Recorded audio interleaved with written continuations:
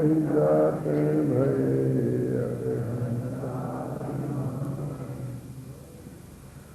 मोक्ष मार्ग प्रकाशक का 7वां अधिकार तक अपन आए हैं। पिछले 6 अधिकारों में पहले अधिकार में तो मंगलाचरण की ही चर्चा थी। ग्रंथ का स्वरूप, ग्रंथ की प्रामाणिकता, पंचपरमेष्टि का स्वरूप, वाचन सुनने योग शास्त्र, वक्ता श्रोता, इतनी बातें पहले अध्याय में कही थी। और दूसरे अध्याय में जैसे कि वैद्य निदान करता है ना बीमारी का, ऐसे ही आखिर संसारी जीव को बीमारी क्या है इसका निदान किया था। इसमें कर्म बंधन है, अनादि से है, नवीन बनता है, सत्ता में कैसे रहता है, उदय में कैसे आता है, और उन कर्मों के उदय से क्या क्या दशा दुर्दशा होती है, उस सब का वर्णन किया था। फिर ये बताया संसार अवस्था में ये जीव दुखी ही है और दुख उसके लिए विस्तार से दुखों का वर्णन किया था, कर्मों की अपेक्षा और फिर गतियों की अपेक्षा। और उसके बाद में यदि मुक्ति का सुख है तो मोक्ष में ही है, ये बताया था। फिर बाद में चौथे अध्याय में अघृत मिथ्याचारित्व का वर्णन हुआ। 4 प्रकार की इच्छाएं बताई थी उसमें।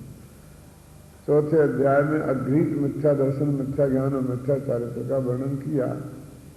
अघृत माने जो बाद में ग्रहण नहीं किया, अनादि से ही इस आत्मा के साथ में है।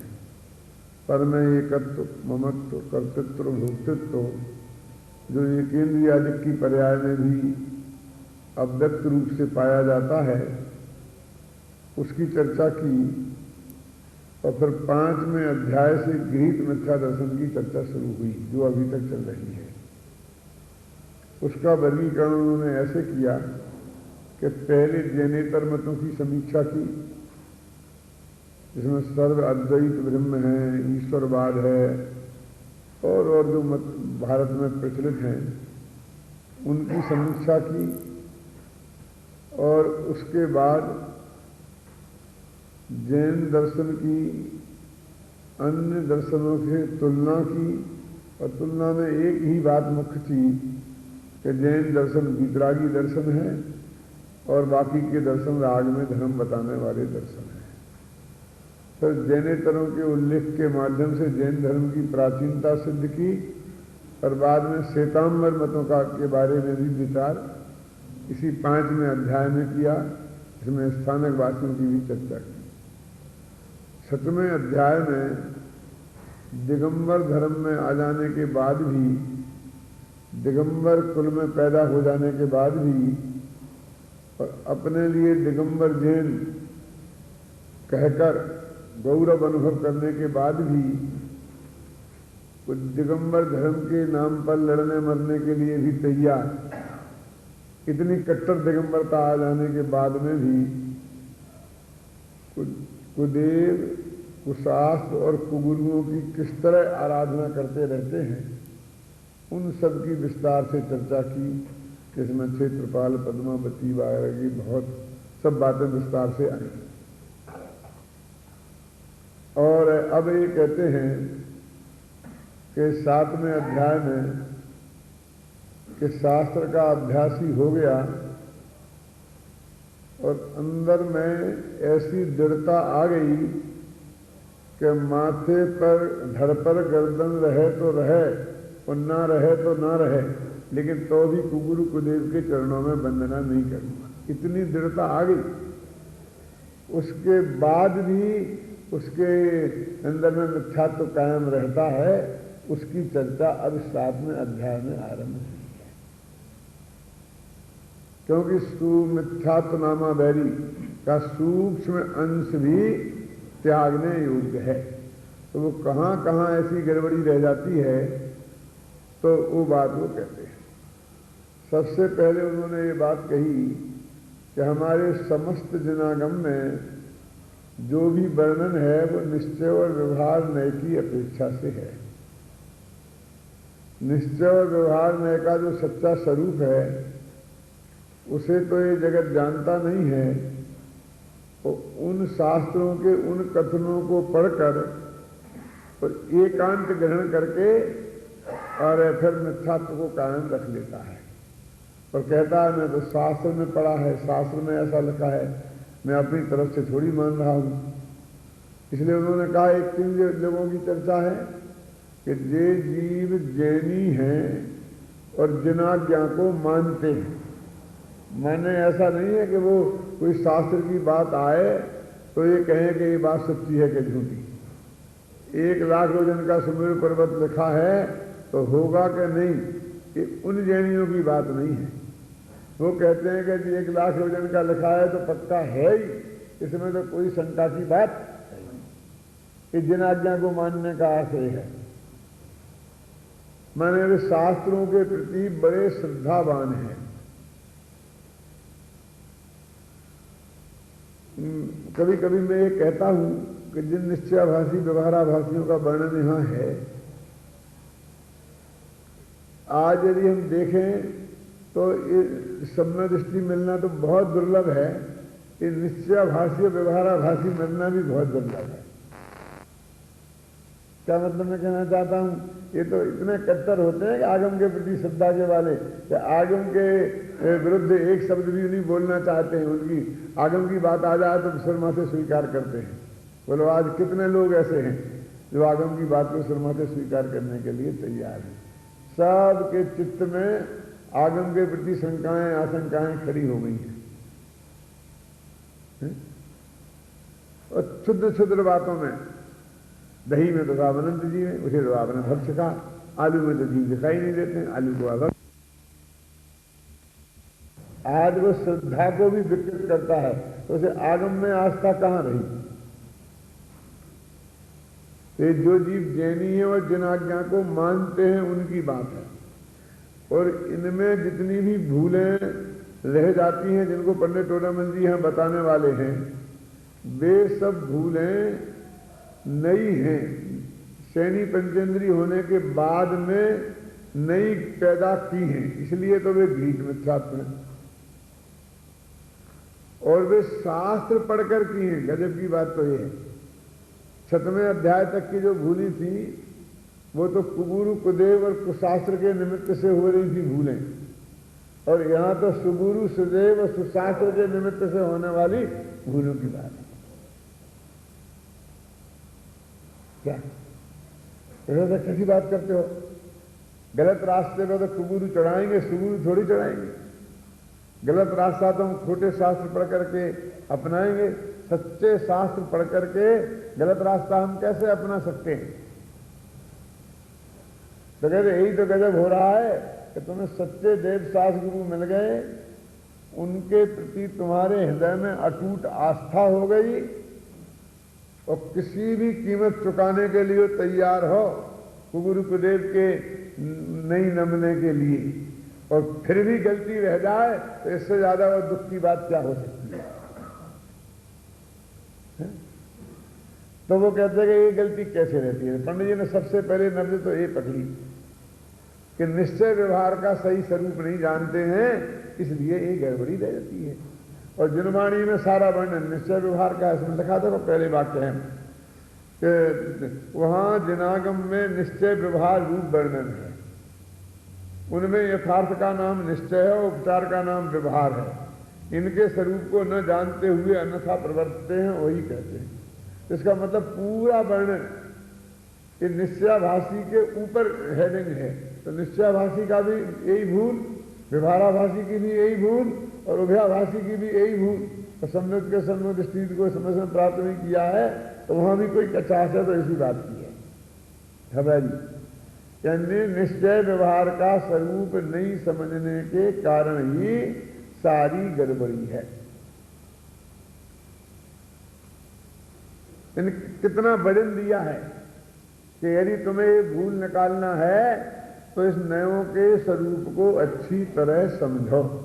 अब आप बोलो कि भी नयों का जानना जैन दर्शन में आत्मा के कल्याण के लिए जरूरी है कि नहीं?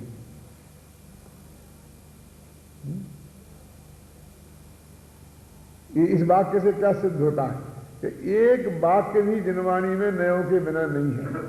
और हमारी जितनी गलती हो रही है शास्त्र पढ़ने के बाद वो नयों का स्वरूप नहीं जानने के कारण हो रही है। अब उसमें वो कहते हैं हम पहले निश्चयाभासी मिथ्या दृष्टि नयों का स्वरूप नहीं जानने के कारण कैसी गलती करता है।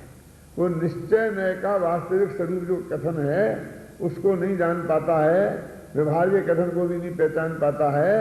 इसलिए शास्त्र को पढ़ करके भी सबसे पहले निश्चयाभासी कैसी भूल करता है इसकी चर्चा वो यहाँ कर रहा है। देखो इसमें सबसे पहली भूल तो वो ये कहते हैं कि अध्यात्म शास्त्रों में निश्चय नय की प्रधानता से एक बात बहुत आती है कि सिद्ध समान सदा पद मेरो, मम स्वरूप है सिद्ध समान।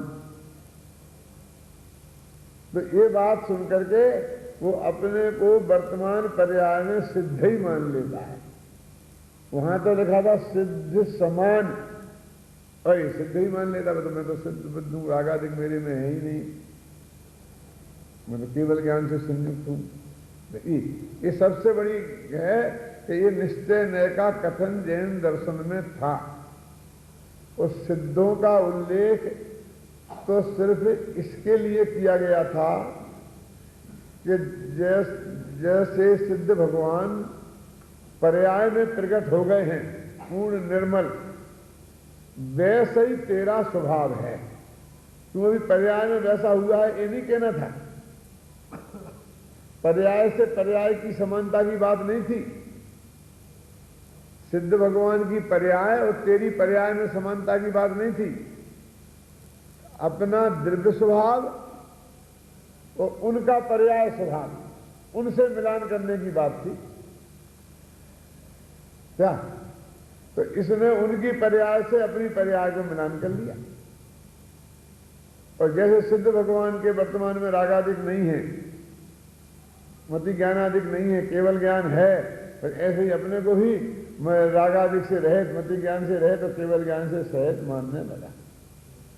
ये सबसे बड़ी भूल वो हुई। तो उनने तो समान कहा था कि सभी आत्मा समान है, तो वो कहते तुमने कह दिया था ना, तो हमने द्रव्य से द्रव्य का मिला लिया, पर्याय से पर्याय का। तो कहते नहीं, मिलाना ऐसा था कि उनकी पर्याय और अपना द्रव्य। क्यों? द्रव्य भी उनका वैसा ही है, लेकिन द्रव्य तो हमारा और तुम्हारा सबका ही है, निगोदिया से भी वैसा ही है। तो सिद्धों की बात की तो उनकी पर्याय में जैसा प्रकट हो जाता है। वो कैसे? ये जो निरमा वाले हैं ना टीवी पे, ये दिखाते हैं कि नहीं, दूध सी सफेदी। तो एक कपड़े को धो करके बताते हैं, पहले उसी का दो कपड़े हैं, दोनों एक से मैले हैं, तो दोनों को बताते देखो ये। फिर एक कपड़े को धोकर बताते हैं कि देखो ये कितना साफ निकला है और ये कितना मैला है। क्यों? फिर ये कहते हैं कि ये जो साफ निकल आया है, ऐसा ही साफ ये मैला कपड़ा भी है। क्या आप खरीदना हो तो खरीद लो, इसमें कोई खराबी नहीं है। कितना गंदा रहेगा कि नहीं नहीं, ये बिल्कुल ऐसा ही है। तो ऐसा ही है, तो अभी मैल से रहित है क्या? अभी तो मैल चढ़ाई है, माने इसका स्वभाव ऐसा है कि हमारे निरमा में धोगे तो ये ऐसा निकल आएगा। ऐसा ही है। तो जो कपड़ा धुला है उसकी तो धुली हुई पर्याय, और जो कपड़ा मैला है उसका धुले हुए जैसा स्वभाव, उनका मिलान करना था। और इस बात को वो मिलान नहीं कर पाया, बस खत्म। उस नए के इस कथन को मिलान ढंग से नहीं कर पाया तो बस गड़बड़ हो गई। जरा सी गड़बड़ी में बहुत अनर्थ की परंपरा हो जाती है। एक साधु ने एक गृहस्थ को सोने बनाने की विधि बताई।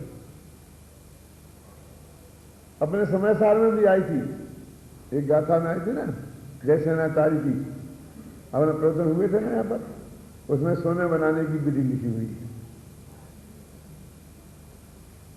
तो उसने सब बातें बताई और उसी विधि के अनुसार से गृहस्थ ने सोना बनाया तो सोना बना नहीं। तो वो उसके पास गए, ऐसा हमने सब किया लेकिन सोना तो बना नहीं, ऐसा हो ही नहीं सकता। सोना तो बनेगा ही जब जैसी विधि से करोगे संपन्न।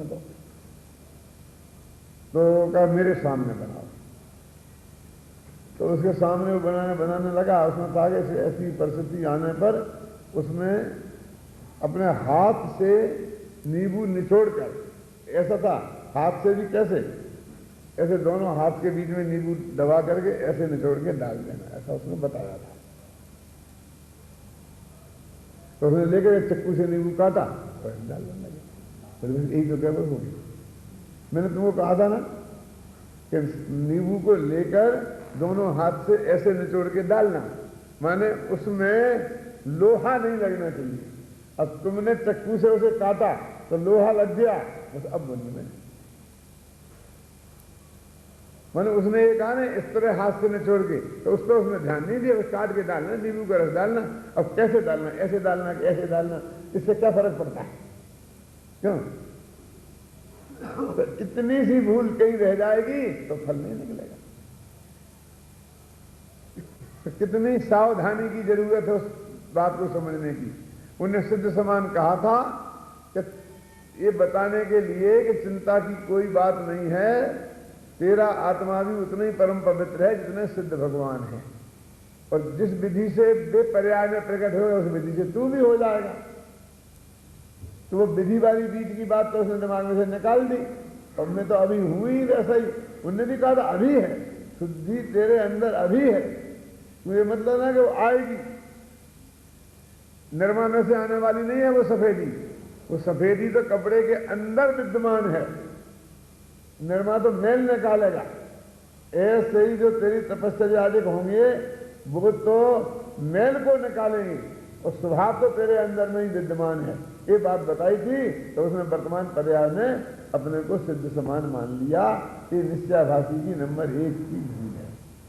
अब 1 नंबर की ये भूल है, ये दो रूप में फिर फलती है।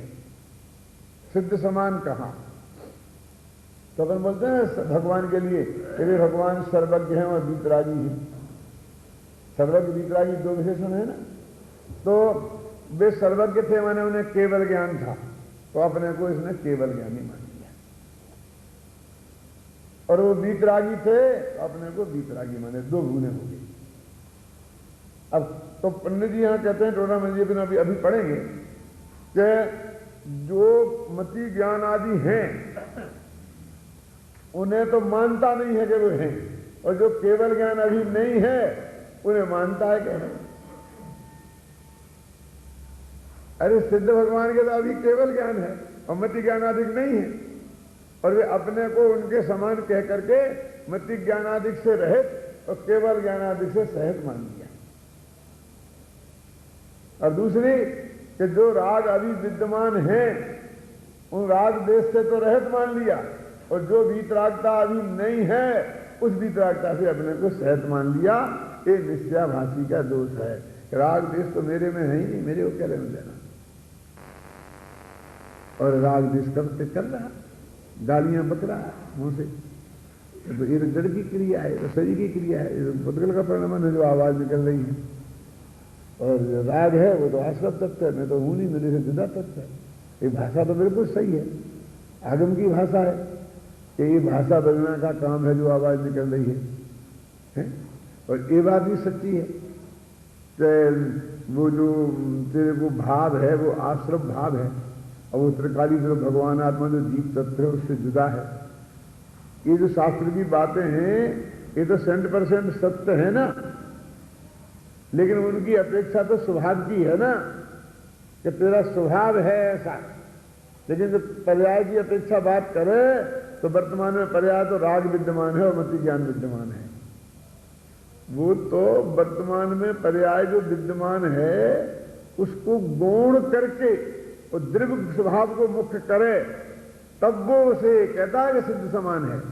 तो तूने मुख्य तो कर रहा है पर्याय को और मान रहा है सिद्ध समान।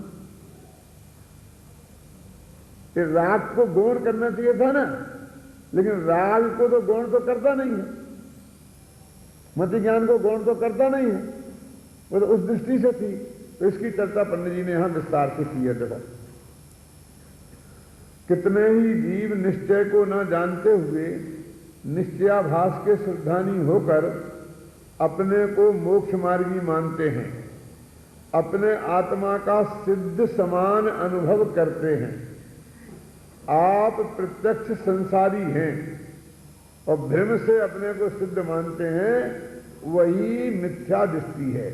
वही मिथ्या दृष्टि है का क्या? एक मिथ्या दृष्टि मैंने कोई व्यक्ति की बात नहीं है, वही उनकी दृष्टि का मिथ्यात्व है। अब अगर यही तुम्हारी भूल है, वही मिथ्या दृष्टि है। माने जैसे मैं कहते कि तुम मिथ्या दृष्टि हो, ये ऐसा मिथ्या दृष्टि नहीं है।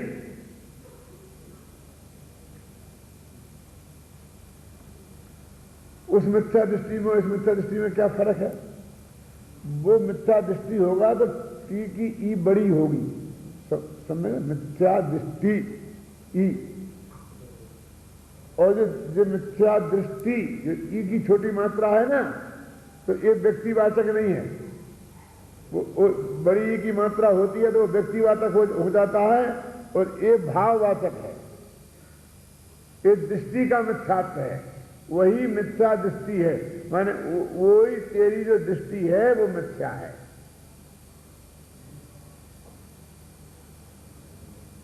वही माने वह व्यक्ति नहीं, वही माने जो तेरी ये मान्यता है, जो तेरी ऐसी दृष्टि है, वो तेरी दृष्टि वो मिथ्या है। कि जो वर्तमान लिखा ना, अब ये बात कई दफे आएगा, तो यहां है ना, फिर आगे फिर नीचे अगले पैरा में है, तो यही मिथ्या दृष्टि है। फिर अगले पैरा में आएगा दृष्टि से पैरा के अंत में, तो यही मिथ्या दृष्टि है। एक दफे समझ लो उसे सही, एक कई दफे आने वाला है बात। मिथ्या दृष्टि है माने ये तेरी भूल है, यही तेरी मिथ्या दृष्टि है माने ये तेरी भूल है। तो नंबर एक की भूल कौन हुई? कि आप प्रत्यक्ष संसारी है और भ्रम से अपने को सिद्ध समान मानता है, यही तेरी नंबर एक की भूल है, माने ये तेरी मिथ्या दृष्टि है। ठीक है। और ये 7वें अध्याय में इसका नंबर क्यों आया? क्योंकि ये शास्त्र पढ़कर तूने ये बात मानी है। क्योंकि मां के पेट से नहीं सीख के आया था कि मैं सिद्ध समान हूं। क्यों?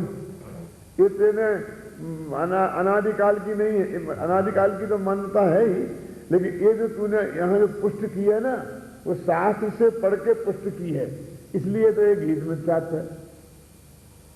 और जैन शास्त्रों को पढ़कर की है, गजब की बातें है। मैंने सच्चे शास्त्रों को पढ़कर तूने एक गलती की है, तो मैं तो कहता हूं उससे तो बेमिथ्या दृष्टि अच्छे, क्योंकि खोटे शास्त्रों को पढ़कर तो अपनी दृष्टि करी। तू तो इतना महान है कि सच्चे शास्त्र तेरे हाथ लग गए और फिर भी तूने अपनी खोटी मान्यता की पुष्टि उससे की।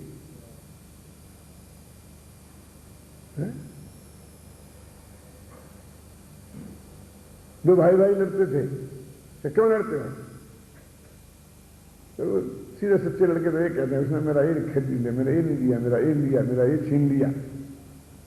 और ज्यादा होशियार होता कहते पड़ोस के बच्चे भाई भी तो लड़ते हैं, हम भी लड़ते हैं।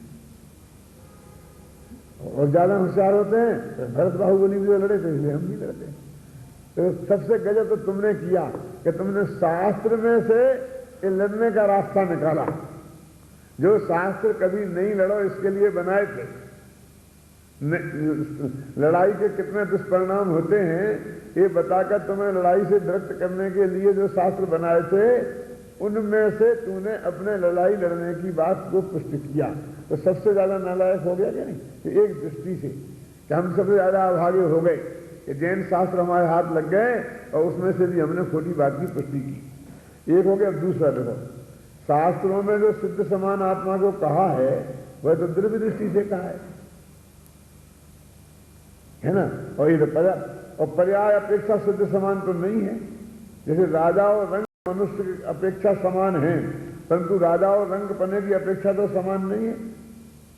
उसी प्रकार सिद्ध संसारी जीवत्व की अपेक्षा समान है कि देवी जीव है और हम भी जीव हैं, ऐसी समानता थी।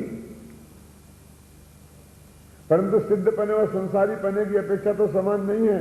तथापि ये तो जैसे सिद्ध शुद्ध हैं वैसा ही अपने को शुद्ध मानते हैं, परंतु वह शुद्ध अशुद्ध अवस्था पर्याय है।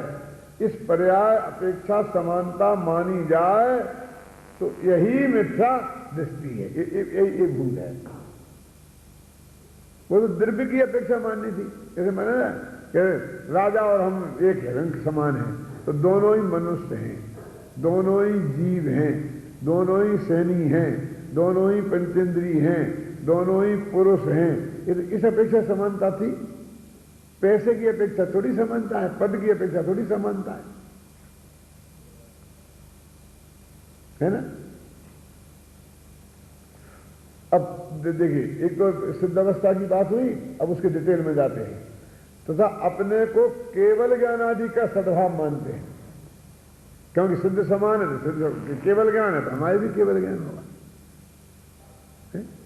राजा और रंग समान है तो रंग का एक समान है, तो मनुष्य बनने की अपेक्षा में गिन करके वो कहे उसका खजाना है तो मेरे भी खजाना होगा, उसके मंत्री हैं तो मेरे भी मंत्री होंगे, क्यों? उसका राजमहल है तो मेरा भी राजमहल होगा। ऐसा कोई रंग सोचे तो उससे बड़ा मूर्ख कोई दुनिया में नहीं होगा ना। लेकिन ऐसी मूर्खता कोई करता होगा ना, कि हाँ जी निश्चयभाषी करता है ना। देखो निश्चयभाषी करता है कि भाई वो उन बातों में समानता, केवल ज्ञान अपने को केवल ज्ञान के सहज मानने लग गया। परंतु अपने को तो क्षयोपम रूप मत शुद्ध ज्ञान आदि का सद्भाव है।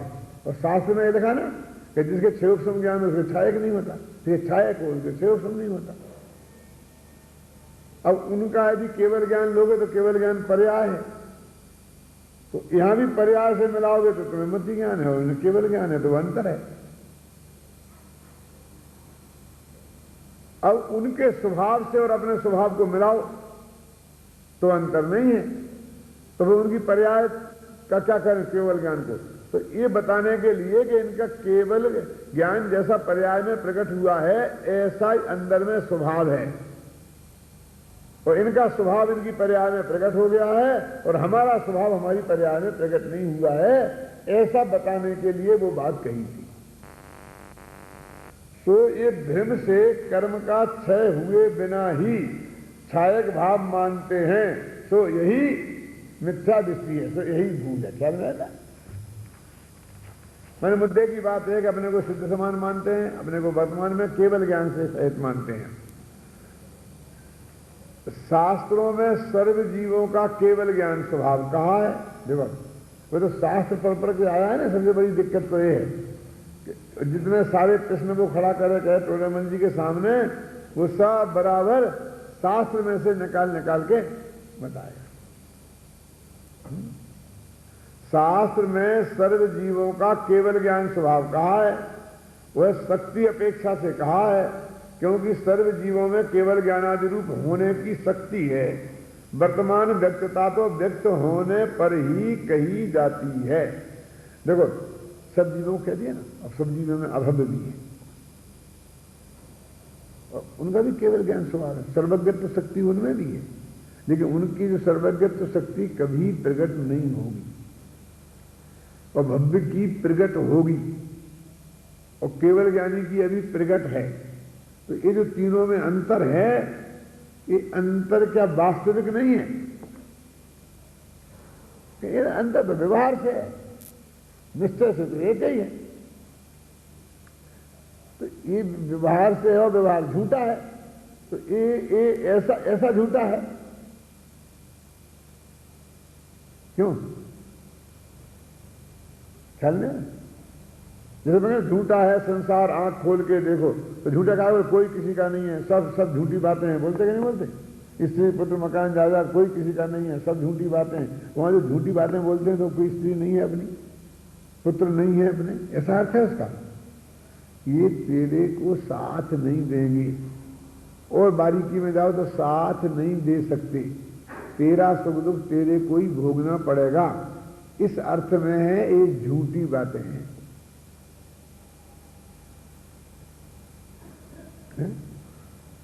के साथ जहां आपका पसीना गिरेगा वहां हमारा खून बहेगा। आप क्या बात करते हो? हम पूरी तरह आपके साथ हैं, आप चिंता नहीं करना। तो सब झूठी बात है। ऐसा बोलते कि नहीं बोलते? इसका अर्थ ये नहीं कि तुम झूठ बोल रहे हो। आप हम पर विश्वास करते कि नहीं? तुम तो क्या को विश्वास करेंगे? तुम तो तैयार ही हो सब। तो झूठी बात क्या है? झूठी बात यह है कि वस्तु का स्वरूप ऐसा है कि मेरे पुण्य का उदय होगा तो ही कुछ होगा, ये तुम्हारे साथ देने के विकल्प से कुछ होने वाला नहीं। इसलिए हम ये झूठी बात जो हम कह रहे हैं कि तुमको बेईमान नहीं कह रहे हैं, हम तो ये वस्तु स्वरूप की व्यवस्था को बता रहे हैं। अंतर समझ में आया कि नहीं?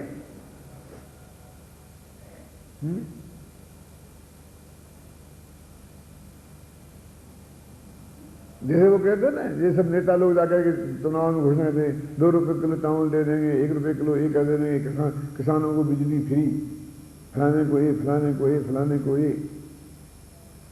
तो कोई कह सकता है सब झूठी बातें कि झूठी बातें माने ये झूठ बोल रहा है? नहीं, वो सत्य बोल रहा हो। वो आकर के कर भी सकता है, वो बोलने में बेवकूफ़ी कर सकता है तो करने में भी बेवकूफ़ी तो कर ही सकता है।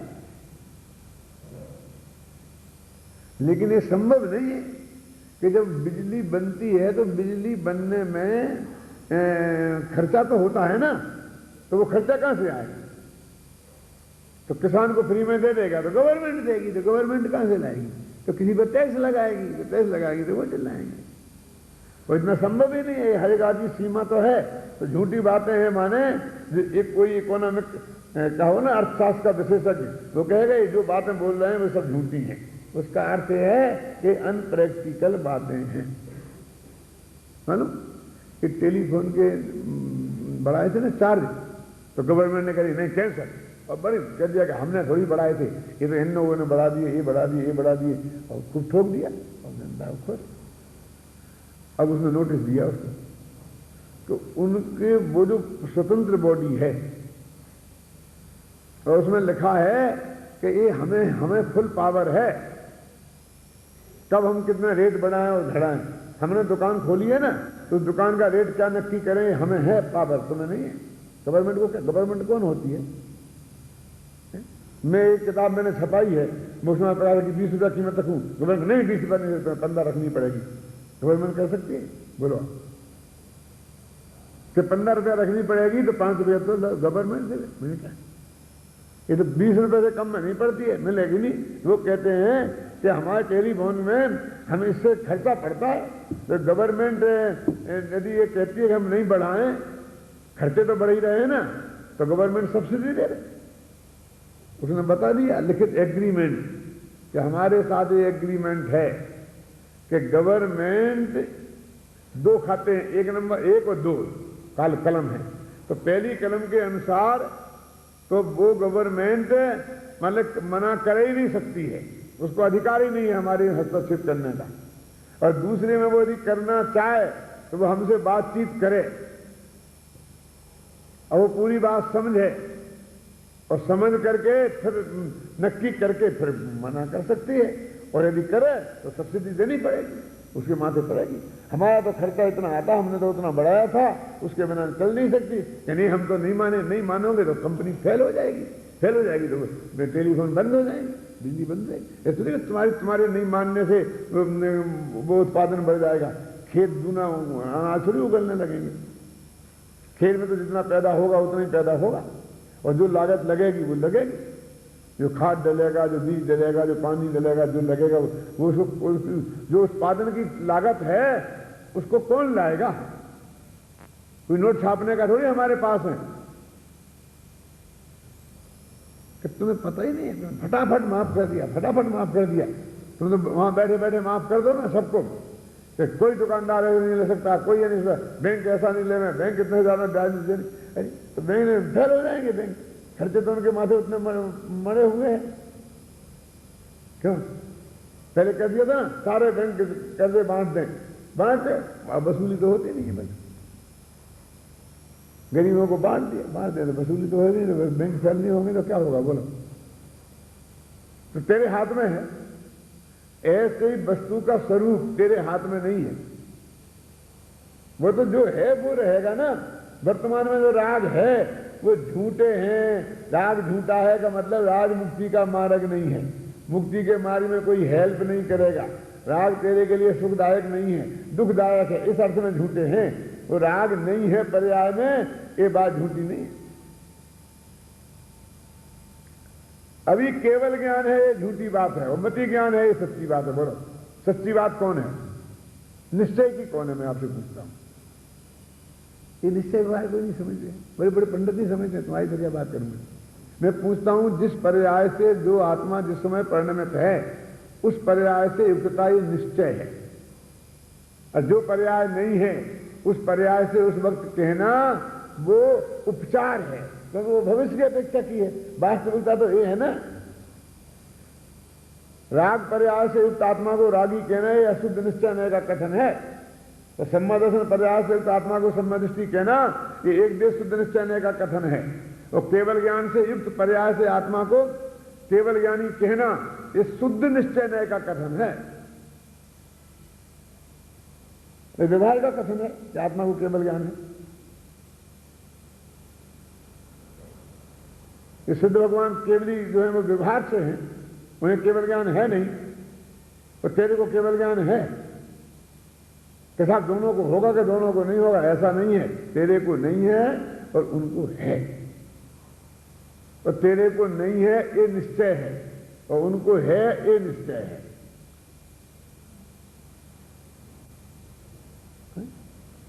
थोड़ा बड़ा जी देखो, ये लिखा है ना कितना, जैसे अबे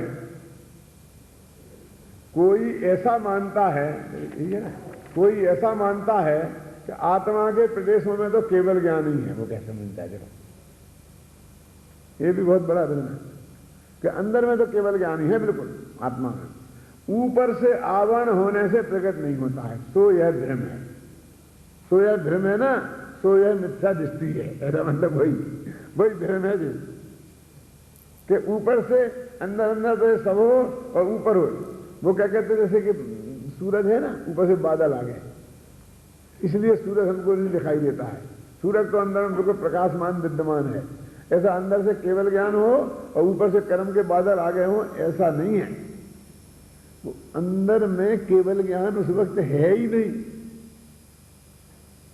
वो है, वो तो स्वभाव है। स्वभाव है माने सर्वज्ञत्व शक्ति है, माने वो उस समय में पर्याय उसमें से प्रकट हो सकती है, ऐसा है। पंडित जी ने जवाब दिया बहुत अच्छा कि यदि ऐसा माने तो क्या दिक्कत है। तो उन्होंने कहा कि केवल ज्ञान तो के सामने तो वज्र का पटल आ जाए तो भी उस पार की चीज वो देख लेता है। तो इतने बारीक कर्म, तो कारमान बनना तो बहुत बारीक है ना, सूक्ष्म, उसके आने से कैसे नहीं देखेगी। ये सुमेरु पर्वत है ना, तो कितना मोटा है, 1 लाख वजन का। अब 1 लाख वजन का सुमेरु पर्वत के बीच में सबसे क्या है, वो जो है ना सोना मोना जो कुछ भी है शास्त्र में बताया है, वो केवल भगवान को दिखता हुआ क्या नहीं। तो सुमेरु पर्वत आड़े आता है तब भी उधर दिखता है। क्यों? हम यहां बैठे हैं, ये बीच में सुमेरु पर्वत है, और उसके उस तरफ क्या है ये दिखता हुआ कि केवल वो थोड़ा ऐसा करके देखना पड़ता होगा। क्यों दिख जाता? तो कहते सुमेरु पर्वत जैसे वज्र का पटल आ जाए तो भी उन्हें सब दिखाई देता है। केवल ज्ञान का तो ऐसा स्वरूप है। और ये जो सूक्ष्म जो कर्म का आवरण आ गया तो उससे केवल ज्ञान को नहीं दिखेगा, बाहर वालों केवल ज्ञान नहीं दिखेगा। ये मूर्खता की बात कहां से लाए? देखो पढ़ते हैं, यदि केवल ज्ञान हो तो वज्र पटलादि आड़े होने पर भी वस्तु को जानता है, कर्म आड़े आने पर वह कैसे अटकेगा। इसलिए कर्म के निमित्त से केवल ज्ञान का अभाव ही है। देखो ही लिखा ना, यदि इसका सर्वदा सद्भाव रहता तो इसे पारिणामिक भाव कहते, परंतु ये तो क्षायक भाव है। पारिणामिक भाव उसे बोलते जो अनादि से लेकर अनंत काल तक रहता है। जीवत्व है पारिणामिक भाव, वो निगोद में भी है और मोक्ष में भी है। यदि इसका सर्वदा सद्भाव रहता तो इसे पारिणामिक भाव कहते, परंतु यह तो क्षायक भाव है। सर्वभेद जिसमें गर्भित है ऐसा चैतन्य भाव सो पारिणामिक भाव है। इसकी अनेक अवस्थाएं मति ज्ञानादि रूप व केवल ज्ञानादि रूप पारिणामिक भाव की कहते ना। सो वह पारणामिक भाव नहीं है, इसलिए केवल ज्ञान का सर्वदा सद्भाव नहीं मानना। सर्वदा नहीं मानना माने कथनचित मानना, कथनचित माने वो अपेक्षा समझना। देखो कथनचित है कथनचित नहीं है, ऐसे काम नहीं चलेगा, फिर वही गलती हो जाएगी। कथनचित है माने वो कथनचित वैसे ही मान लेगा ऐसे कि बादल के पीछे सूरज है। वो कथनचित वाली अपेक्षा है कि पर्याय रूप से तो नहीं है, लेकिन ऐसी पर्याय स्वकाल में आने पर उसमें से प्रकट हो सकती है, ऐसी योग्यता ऐसी शक्ति विद्यमान है, इसका नाम है। ऐसा समझे तो उसका नाम कथनचित है। कथनचित माने वो अपेक्षा हमारे दिमाग में स्पष्ट होना चाहिए। जैसे अपन कहते हैं ना, ये बाप भी है और बेटा भी है, कथनचित बाप है और कथनचित बेटा है। तो ऐसा नहीं समझना कि आधा हिस्सा बाप होगा और आधा हिस्सा बेटा होगा, इधर से ऊपर का बाप होगा इधर से नीचे। तुम कथनचित का अर्थ क्या करता है? कथनचित का अर्थ तो लगाना पड़ेगा ना तेरे को, है क्यों? दोनों ही हैं, बेटा भी है और बाप भी है, तो कुछ हिसाब किताब लगाना पड़ेगा ना। तो कैसे लगाना पड़ेगा कि इस बच्चे का बाप ही है और इस बुजुर्ग का बेटा ही है, ऐसा अपेक्षा तेरे दिमाग में स्पष्ट हो तो तेरा ये कहना सही है कि ये बाप भी है और बेटा भी है। ये बात तेरे ज्ञान में सही हो तो ये तेरे को कहने का अधिकार है, और ये यदि बात तेरे ज्ञान में नहीं हो तो तेरे को अधिकार नहीं। क्या मतलब कह रहे हैं? जैसे आदमी आया और आपने मेरे से कहा पंडित जी 1 लाख रुपया दे देना मेरे को, बस ठीक है, जब चाहो ले जाना। तो जब चाहो ले जाना, ये जो मैं कह रहा हूं ये मेरी बात कर सकते है कि जब मेरे पास वो 1 लाख रुपया रखे हों, क्यों, और उसको देने का मेरे को अधिकार हो और मेरे को किसी से पूछने की जरूरत नहीं हो। नहीं तो कह जब चाहो ले जाना और फिर आप आओ तो कह तेरा मैं छापरा जी से पूछूंगा, क्यों? और साहब मना कर देंगे तो कैसे दे सकता हूं? तो काय को कहा था कि जब चाहे से ले जाना, और हमने तुम्हारे फिर से सौदा पक्का कर लिया और कह दिया कि अभी लाके देते हैं। अब तुम्हें कहने लगे, फिर जब चाहे ले जाना ये कहने का अधिकार कब है? समझ में है कि नहीं? ऐसे चार्ज पे कह दे रहे,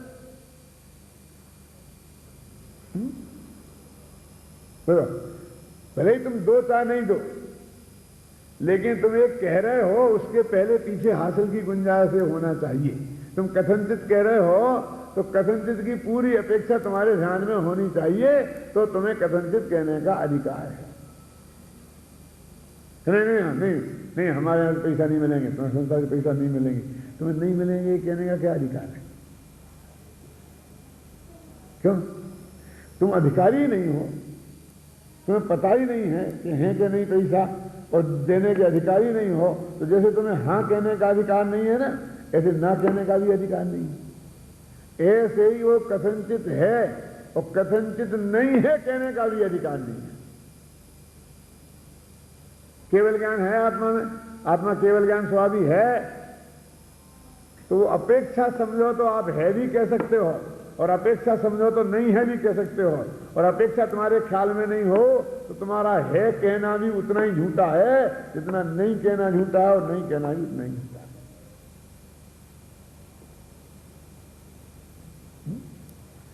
जिसकी सीमा में वो चीज नहीं आती है उसके हाँ और ना कहने का क्या अधिकार है? मैं आपको क्या क्या क्या कीमत है उसकी, बोलिए। क्या हम अपनी लड़की की शादी करनी है, अपने स्मारक चाहिए है, तो क्या पूछा? हाँ पूछा, मैं पूछा है। कौन पूछा है? कुछ चौकीदार से पूछ के आया हूँ। कहते हाँ मिल जाए, तो बहुत शादियाँ हो जाए, नहीं मिल जाएगा। तो बराबर लेके कार्ड मार छाप दो, कर दो, तो होगा जो कुछ होगा, समझ में। तो उसका इनने कह दी थी, कह तुमने कही थी? हाँ कह दी थी, बहुत तो होती है। तो अपन क्या कहेंगे? उस चपरासी से लड़ें कि उससे वाले से लड़ें कि भाई साहब इसको अधिकार है, ये मालिक है, इसको पता है कि देते हैं कि नहीं देते हैं, और देते हैं तो किसको देते हैं, और पहले किसी को दिया हुआ तो नहीं है किसी दूसरे को, और वो जगह खाली है कि नहीं, कि उस दिन हमारा शिविर तो नहीं है। ये सारी बातें इसको मालूम है। हाँ और ना कहने का अधिकार किसको है? बोलो, कि जब उसकी वो सारी चीजें आद्योपांत जिसके ख्याल में हो, फिर बोले वो अपेक्षा बताए चाहे नहीं बताए।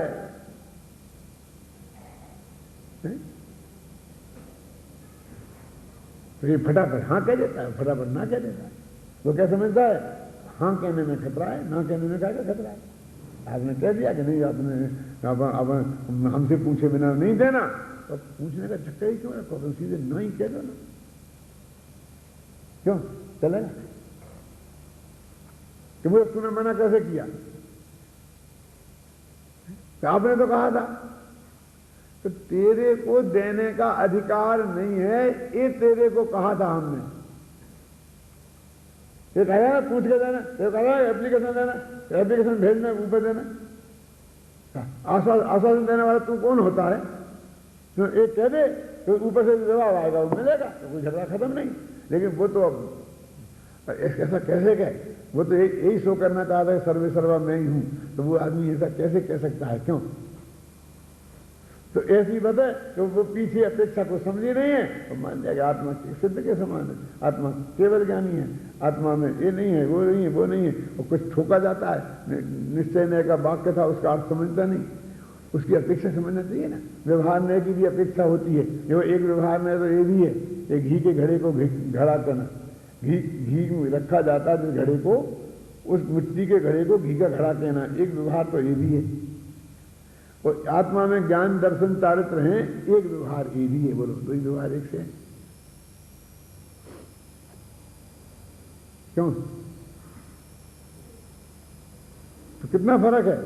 आत्मा में ज्ञान दर्शन चारित्र तो हैं,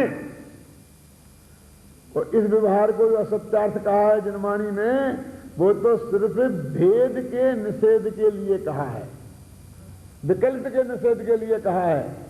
और घी का घड़ा होता ही नहीं है, वहां इसके लिए कहा है। दोनों में कितना फर्क है, और दोनों व्यवहार है, और दोनों का निषेध है, वो दोनों को एक है जैसा। ये फटाफट वहां पर जो अद्भुत व्यवहार लगता है ना गुण भेद वाला, वहां घी के घड़े जैसे ठोक देता है। आत्मा पर को जानता है कि नहीं, व्यवहार से जानता है, व्यवहार तो झूठा है। घी का घड़ा नहीं होता है तो व्यवहार पर को नहीं जानता। अरे ये घी के घड़ा वाला व्यवहार नहीं है, ये वो व्यवहार है जिसके हिसाब से आत्मा में ज्ञान है, दर्शन है और चारित्र है। ये अनुचय सद्भुत व्यवहार है अन्ना जी।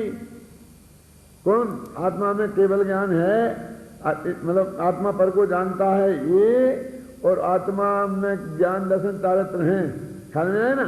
तो वो दोनों, और अभी मान लो कि दोनों में ये फर्क भी हो, क्योंकि पर की अपेक्षा से हम असद्भुत भी कहें, उपचरित भी कहें, तो भी दोनों में बहुत बड़ा अंतर है। वो अपेक्षा हमारे ख्याल में आनी चाहिए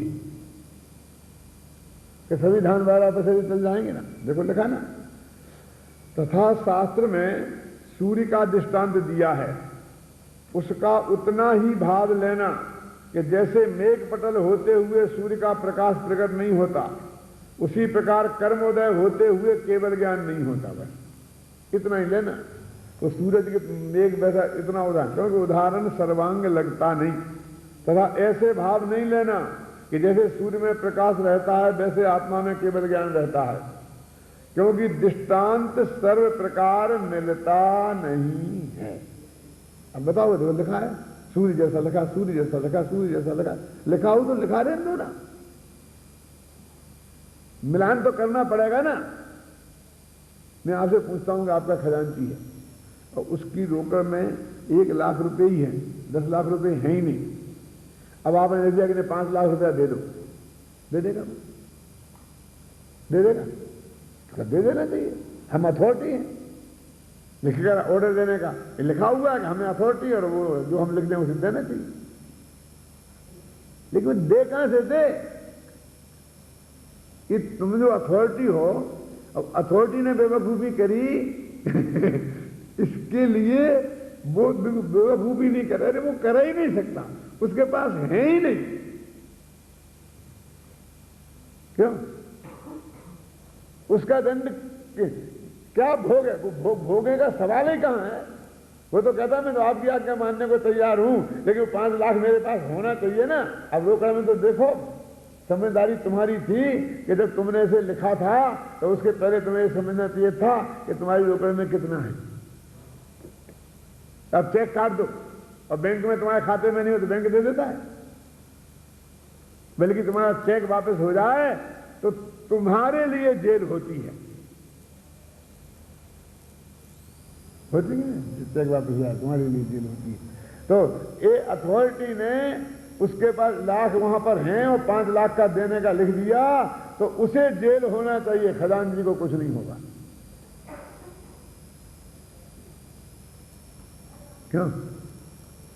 संसार की जेल उसे होती है कि मान लो उसने केवल ज्ञान मान लिया और केवल ज्ञान तो वहां है नहीं।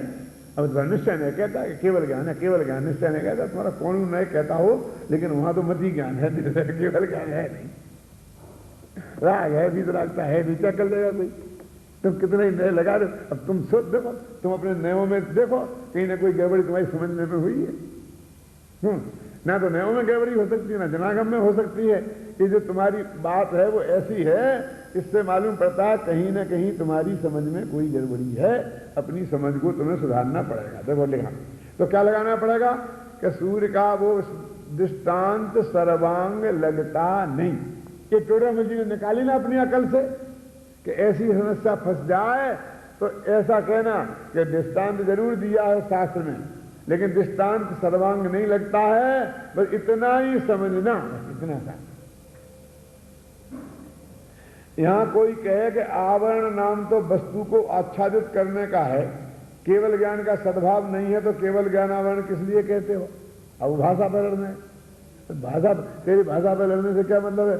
इसका अर्थ तो दे देना होता है, दे देना होता है, लेकिन वहां पैसा है ही नहीं ना। इसकी बहस से क्या होगा बोलिए आप?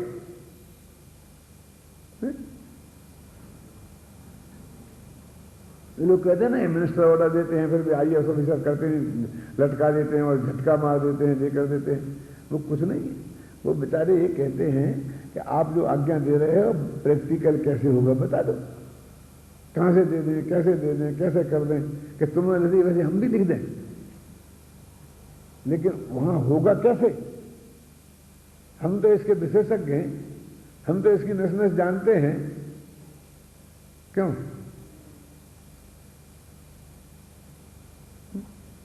ये तो ऐसी बिल्कुल सच्ची घटना घटी, नाम नहीं लेते, बिना नाम लिए बताता हूं कि कहा कि एक किताब छपानी है तो कितना खर्चा होगा, तो मैंने बताया कि ये इतना होगा। नहीं नहीं नहीं वो आप सेठ जी बोले नहीं आप तो कह इतना होगा, बाकी मैं दे दूंगा, बाकी मैं दे दूंगा, लेकिन आप इतना कह 5 रुपये में छपेगी, नहीं 2 रुपये में छप, 2 रुपये बोल दो आप, तो बाकी मैं दे दूंगा। मैंने कहा कि आप तो दे दोगे, लेकिन ये कीमत तो 5 रुपये लगेगी ना इसकी, तो 5 बताना चाहिए, 2 कैसे बताऊं? तो नहीं माने साहब, मेरे बोलने पहले 2 बोल दिया। गुरुदेव के सामने का किस्सा है, और जो सामने जिस वजह से वो बोल रहे थे वो सामने वालों ने बताया कि यदि ये कहते हैं कि 5-2 रुपये में बनेगी तो इनकी ये किताब दूसरी लाके पेश कर दी, मेरी किताब, एक किताब तो इससे छोटी है और ये 3 में क्यों है? मुझे भी बड़ा शर्मिंदा होना पड़ा अब उनके सामने। अब मैं ये कहूँ कि साहब सेठ जी ने कहलाई थी इसलिए मैंने कह दी, सेठ जी ये कहने से कह दी। मैंने उनसे कहा कि सेठ जी ये अपनी अकल अपने ही पास रखो, आप तो फ्री में बांट देना ना, लेकिन जो इसकी कीमत बाजार में लगेगी पूछेगा कोई तो हम तो वो ही बताएंगे। नहीं वो इतनी बताओगे तो फिर वो अपने को देते नहीं छपाने को, वो अपन को छपाना है, अपन को छपाना है, ऐसे क्या फर्क पड़ता है? लेकिन बात तो सच्ची होगी ना। ऐसे तो हाँ ये माफ कर देंगे, ये छोड़ देंगे, ये कर देंगे, वो कर देंगे, ये कर देंगे, वो कर देंगे, ये क्या होता है? विरोधी दल में बैठ के सब ऐसे बोलते रहते हैं ना। और जब भी IAS ऑफिसर समझाते हैं तब अकल में कुछ आती है तो कहते हैं कि साहब वो तो टैक्स तो लगाने ही पड़ेंगे, नहीं उसके बिना ऐसा हो जाएगा, ऐसा हो जाएगा। वो सही भाषा बोलने लगते हैं गद्दी पे आते ही, और वहां जाकर वैसी भाषा बोलने लगते हैं। तो ऐसे ही कहते हैं कि इसके IAS ऑफिसर हम हैं, तुम मिनिस्टरों जैसी भाषा बोलते हो नहीं? क्या नेता बन के मिनिस्टरों जैसी भाषा बोलते हो? अरे उसकी कैसी संगति है वो तो बैठा लो, पहले अपेक्षा लगाओ कैसे बैठेगा कैसे नहीं बैठेगा, पूरा प्लानिंग करके हम तो एक बात तो उसके हिसाब से बोलते हैं, और तुमको तो बस बोलना है छोड़ दो, ऐसा नहीं है, बस कहते नहीं जानते हो, बैठेगी बैठेगी नहीं बैठेगी नहीं बैठेगी, नहीं जानता है तो नहीं जानता, हमने कह दिया कि आत्मा पर को नहीं जानता है तो नहीं जानता है, बस झगड़ा खत्म। इस दोनों पट्टी से काम चलता है। आत्मा पर को नहीं जानता तो नहीं जानता है, केवल ज्ञान तो पर को जानता ही नहीं है, ख्याल में है ना? तो तुम्हारे क्या दोनों पट्टी से काम चलेगा? मैं आपसे पूछता हूं कि नहीं जानता है तो आप यहां से जाते हो तो दरवाजे की तरफ से क्यों जाते हो? यहीं से निकलता हो ना बाहर, ना तो तुम्हें ये दीवार तो दिखती ही नहीं, जब पर नहीं दिखती है तो, और ना गेट दिखता है, तो ऐसे ऐसे ऐसे टेढ़े टेढ़े होकर सांप जैसे क्यों जाते हो? सीधे चले जाओ, दीवार में क्यों नहीं चले जाते हो? वहां से चले जाए, सामने दीवार नहीं दिखती तेरे को इतनी बड़ी, अंधा है, बोलेगा कि नहीं बोलेगा? तो इसका जवाब देना पड़ेगा कि नहीं देना पड़ेगा? जो तुम्हारे कह देने से काम चल जाएगा, जो प्रैक्टिकल चीज सामने होगी उसे कहना पड़ेगा ना। तो वो नए लगता है, कैसे लगता है, उसकी क्या अपेक्षा होती है, कैसे अपेक्षा लगाई, जब तक पूरी बात आपके ख्याल में नहीं हो तब तक आप हाँ और ना नहीं कह सकते, समझ में आया ना? भले ही आप पूरी बात उस वक्त बताएं चाहे नहीं बताएं, लेकिन जब आप कह रहे हैं तो उसको पूरी बात आपके ध्यान में होना चाहिए। जब आप ये कह रहे हैं, फिर मान लो मतलब भाई वाजपेयी गए हो, हाँ ठीक है काश्मीर हम तुमको दे देंगे, क्यों कह सकते हैं? इतना हो हल्ला किया, लेकिन अंत में हुआ क्या सुरेश चंद जी? कि हम दोनों जने गंभीरता से इसको हल करने की कोशिश करेंगे और इस क्रिया को में तेजी लाएंगे। अरे वाह, बहुत बढ़िया निर्णय हुआ, तेजी लाएंगे। और क्या कर सकते थे? उपलब्ध होने लायक जानते थे कि कुछ होने वाला नहीं है, न ये छोड़ने वाले हैं, न उनके हाथ में छोड़ना है। जी 2 रुपया तो छोड़ नहीं सकते हैं, 2 रुपया छोड़ते हैं तो पीछे वाले टांग खींचता है। एक काश्मीर दे देंगे उन्हें, न ये दे सकते हैं न वे छोड़ सकते हैं। तो और होना क्या था? बस हम गंभीरता से करेंगे और गहराई से विचार करेंगे, ज्यादा बातचीत करेंगे, इसके अलावा आप क्या दे सकते थे? जब प्रैक्टिकल थिंकिंग करोगे तो, और नहीं करोगे तो बस खत्म, ये कर देंगे हम, ये कर देंगे, ये निपटा देंगे, काश्मीर निपटा देंगे, फलाना निपटा देंगे, कुछ नहीं।